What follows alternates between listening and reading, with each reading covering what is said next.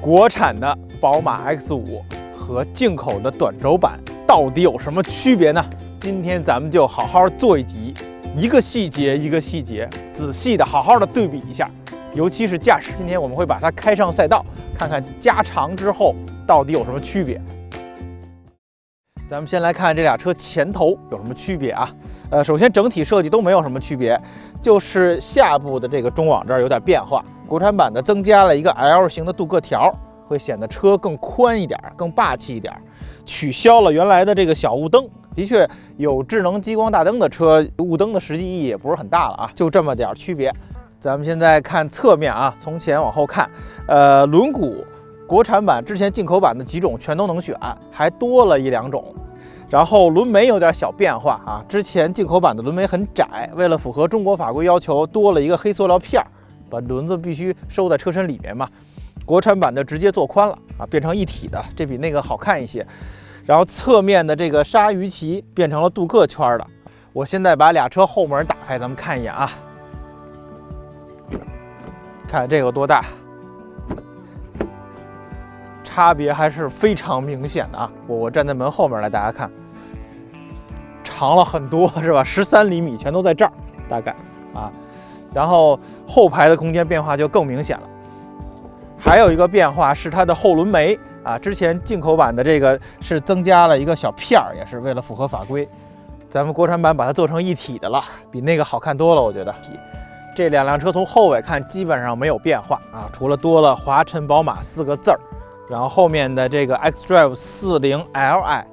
多了一个 L， 其他没有区别。咱们来看看国产新 X5 的内饰啊，我觉得在我一个老车主的眼里啊，它的变化是一个车厂2019年和2022年的思维的一个转变。首先中控台这儿，原来这儿是一个大储物盒，还带一盖儿，现在全部取消掉，把无线充电板推到了最上面。手机放在这儿，然后这儿是一个银色的装饰板，写了一个 X5， 留了一个杯架，这就特别2022，特别电动车的那种感觉，是吧？一定要把最科技的东西放在最上面啊，不像原来那很传统的大木头杠那种东西了。然后还有一些小变化，比如车门上的这些按键，方向盘上的按键啊，全部都更豪华了，变成银色的这种金属质感的，不再是黑塑料的，这个就更像 X7。然后还有一个大的变化就是座椅。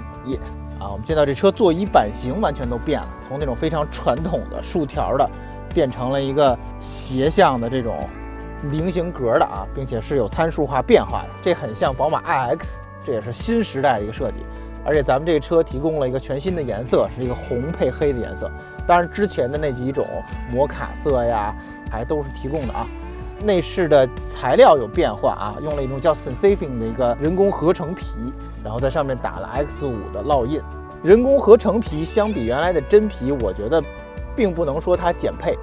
首先，人工合成皮更柔软啊，比我那个明显是软，而且它的抗皱褶的能力、抗磨的能力其实都要比动物皮要强。最重要是它更环保。咱们到后排来感受一下，完全不是一车了，这根本性的大变化。加长了13厘米，大家看前面是我正常驾驶位置啊，后面1拳、2拳、3拳，有3拳这么长了，我那车就1拳啊。然后后面的这个座椅托明显豪华了，那个车就一黑塑料，这车变成了同色的，然后增加了一块桃木，这儿做了一个垫啊，但这个不能掰开放东西，也不能掰下来踩，就是一个垫，装饰垫，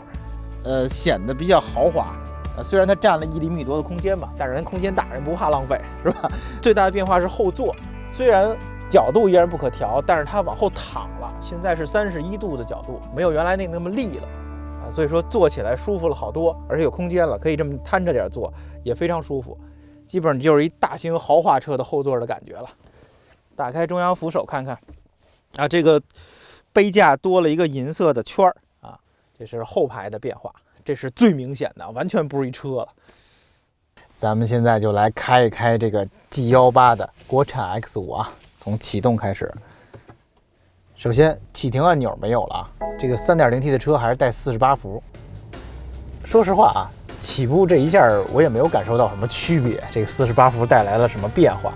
低速开起来方向比我那个 G05还是要轻一些。今天下着雨夹雪，有点滑，这个 P0轮胎很滑，所以我不敢开太快。这个车除了你摁 Sport 模式以外，其他模式它不再有转速表，它转速表这显示的是一个0到100的一个功率释放的一个表啊，这有点像劳斯莱斯是吧？这么一个5米左右的车，加长13厘米，其实对这种转弯的话不会有明显的体感。然后这车的功率数据跟我的车应该也差不太多啊。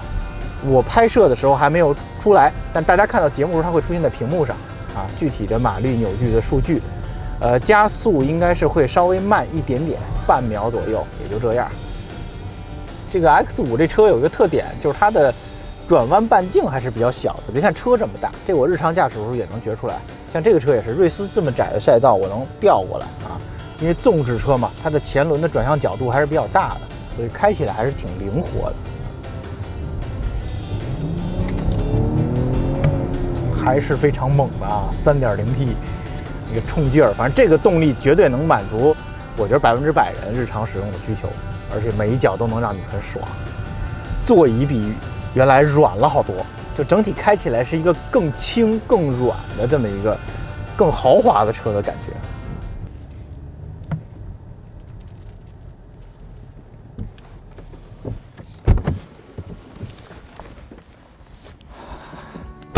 这就是我们今天冒着非常大的雨夹雪给大家带来的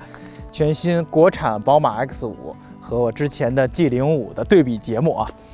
说实话啊，我觉得这个车应该叫宝马 X5.5 比较合适，它是一个介于 X5 和 X7之间的一个车，更大、更舒适、更豪华，尤其后座的变化，它可以满足你所有的需求，当一个豪车来乘坐一点问题都没有。这目前也是在中国生产的燃油车里边的天花板车型，我觉得无论是价格还是从产品力上，这车的价格大家观看这期节目的时候已经出来了啊，现在打在屏幕上，大家觉得怎么样？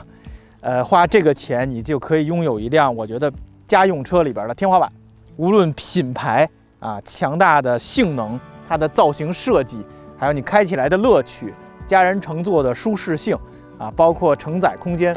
全部都满足，你想要的一切，这辆车都可以满足，只要你们家有地儿停啊！5米多的车长，2米多的车宽，非常的霸气。